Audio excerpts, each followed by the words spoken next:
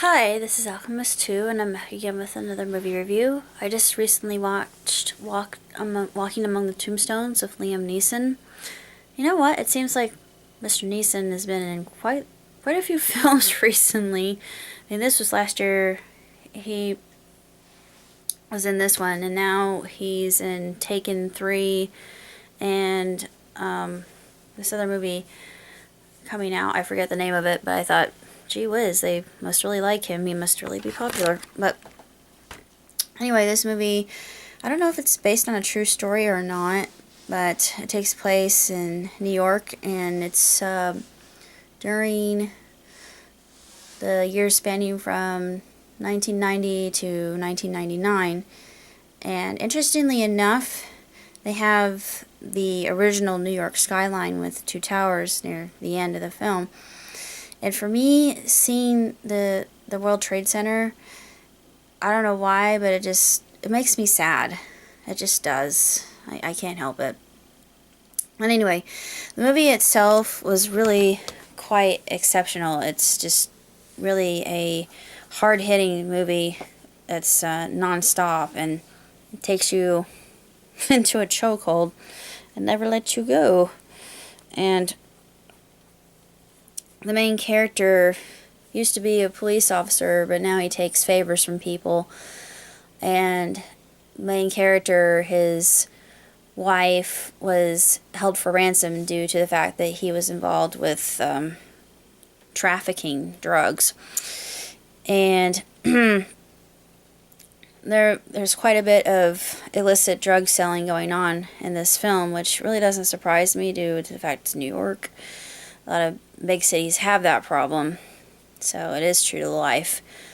I really enjoyed this movie. It just made me feel kind of good that he did that. He's kind of like this vigilante, and he stands up for the little guy, and he takes it into his own purview, or into his own hands, to help those less fortunate.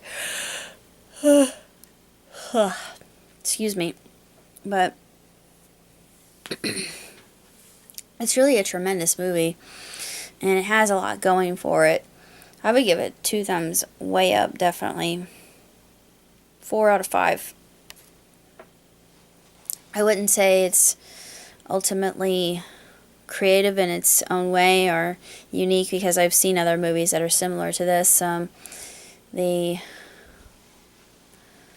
plot is fairly straightforward, but there are a lot of twists and turns that happen within the duration of the plot and of itself. But a lot of things are definitely predictable. That's why I didn't give it the full 5 stars. That's the only thing I didn't care for, was the fact that it wasn't, unpredictable and unique. But still, it just presents a really sensational storyline that leaves the viewer completely mesmerized by it. And Liam Neeson, he always plays the hard-nosed detective. He always does this so well. It's just something that he's been pigeonholed into, but he's a great action adventure film star, and this is why I like him so much. I just think he's awesome. But I like Liam Neeson. I mean, ooh. I can't help myself. I just think he's very he's very admirable. Well, actually, he's very desirable. In my eyes, he is, but what do I know? If you're a fan of Liam, I would definitely recommend this film, as you're probably going to love it. And it falls within the same categories of other movies that he's done.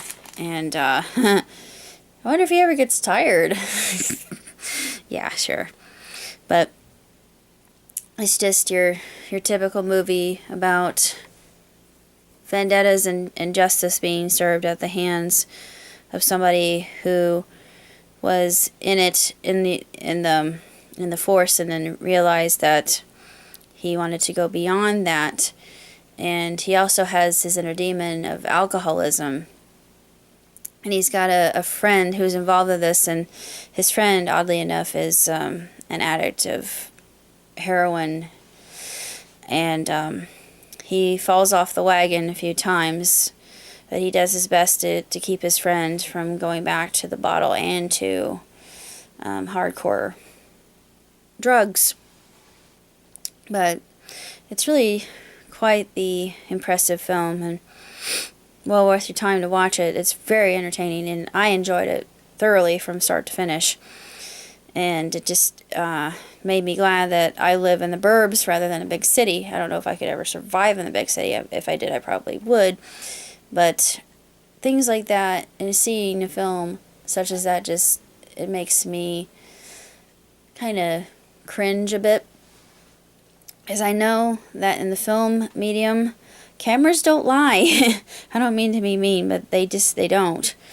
And it shows life through a lens untarnished, and that's why I like movies so much. But it's a very well done movie, and it's well worth your time and looking into. And there are a lot of good morals and values that go into it as well. He meets a young child, well, not really a young child, but he meets a young boy who has sickle cell anemia, and he learns about why he can't be out in the rain, because even something so insignificant as a cold could completely kill him, literally kill him, because if he were to become ill, the cells would basically congeal so much that it would be hard for him to circulate blood, and it's just not a nice way to die. But it's kind of sad what happens to him. But in essence, he was the kid's mentor. I don't think, it doesn't really go into that child's past, but it doesn't seem like he had anybody who really mentored him very well. And it seemed like he was in with the wrong crowd, even though he wanted to do what was right. And I like that kind of depiction. Even though he's street smart kid, he's kind of like your typical gangsta kid, growing up in the hood and whatnot. But he proves to have a good big heart, because he wants to help out Mr. Neeson's character. And it's a lot of the things that happen are amusing. There's some things that are sad, and I enjoyed it for that. And it is really an excellent film, and I highly, highly, highly recommend it.